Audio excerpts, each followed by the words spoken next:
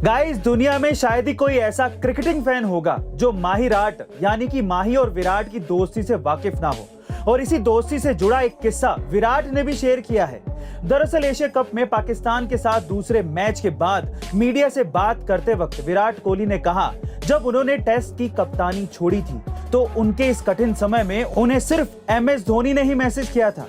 यहाँ तक कि उनके किसी करीबी ने भी उनका इस टफ टाइम में साथ नहीं दिया। गाइस, यही समय होता है जब आपको सही लोगों की पहचान करनी होती है। और MS धोनी ने एक बार फिर से साबित कर दिया कि वो लाइफ में दोस्ती को कितना इंपॉर्टेंस देते हैं। और केवल खेल के मैदान पर ही नहीं, पर्सनल लाइफ में भी लोगों के बुरे वक्त में उनका हौसला बढ़ाते हैं। वैसे गाइस, आप किसके सबसे ज्यादा बड़े फैन हैं, माही के या विराट के या दोनों के? कमेंट सेक्शन में जरूर लिखिएगा।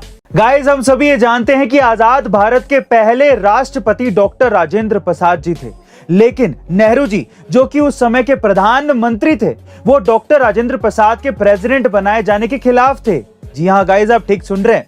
नेहरू जी पश्चिमी देशों और उनकी सभ्यता से प्रभावित थे, जबकि राजेंद्र प्रसाद जी की इमेज हिंदुत्ववादी नेता की थी। नेहरू जी राजेंद्र प्रसाद जी की जगह पर सी राजागोपालाचारी को प्रेसिडेंट बनाना चाहते थे, जो कि पहले ही भारत के गवर्नर जनरल के रूप में अपनी सेवा दे चुके थे। और दूसरा कारण यह था कि इन दोनों के सैद्धांतिक मतभेद भी थे। लेकिन काफी अटकलों के बाद डॉक्टर राजेंद्र प्रसाद जी ही देश के पहले राष्ट्रपति बने। वैसे गाइस, आपके हिसाब से नेहरू जी का राष्ट्रपति पद को लेके ये मतभेद ठीक था या गलत? कमेंट सेक्शन में जरूर लिखिएगा। एक बार चाणक्य के घर एक ज्योतिषी आए तो चाणक्य की मां ने उनसे पूछा कि मेरे बेटे का भविष्य क्या है। तो ज्योतिषी ने कहा कि इसके भविष्य में राजयोग लिखा है और ये आगे चलकर देश का बड़ा प्रधानमंत्री बनेगा। अब मां सोचने लगी कि अगर ये प्रधानमंत्री बन गया तो मुझे भूल जाएगा।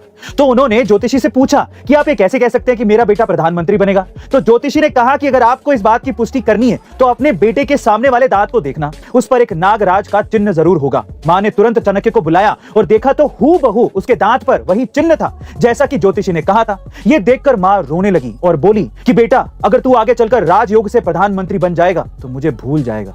इतना सुनते ही चाणक्य ने पत्थर उठाकर उस दांत को ही तोड़ दिया और कहा, मां, तेरे लिए मैं ऐसे हजारों राजयोग त्याग सकता हूं।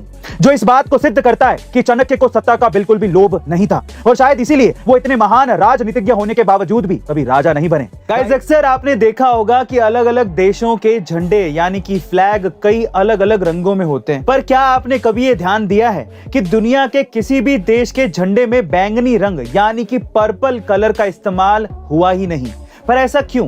दरअसल ऐसा इसीलिए क्योंकि 19वीं सदी तक केमिकल रंगों का इस्तेमाल नहीं किया जाता था और तब बैंगनी कलर बनाने का सिर्फ एकमात्र तरीका था लेबनान में पाए जाने वाला एक खास किस्म का घोंगा। लेकिन ये घोंगा इतना महंगा था कि 10,000 घोंगों से सिर्फ 1 ग्राम बैंगनी रंग ही निकाल पाते थे, जो कि बैंगनी कलर बनाने के लिए पर्याप्त नहीं था। बस इसीलिए 19वीं सदी से पहले तक किसी भी देश का झंडा बैंगनी कलर का नहीं बन पाया। वैसे गाइस, क्या आप इससे पहले तक ये इंटरेस्टिंग फैक्ट जानते थे? और अगर नहीं तो कमेंट सेक्शन में जरूर लिखिएगा। और ऐसे अमेजिंग वीडियोस के लिए शेयर, सब्सक्राइब एंड लाइक। मिलते हैं अगली वीडियो में।